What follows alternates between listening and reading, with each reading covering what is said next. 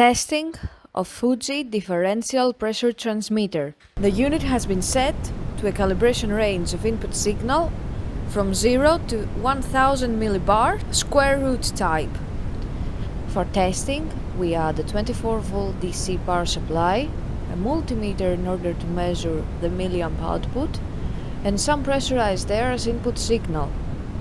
We manipulate the input signal, and we see that the unit responds accordingly and outputs the full 4 to 20 milliamp output signal according to the range we have programmed into the transmitter.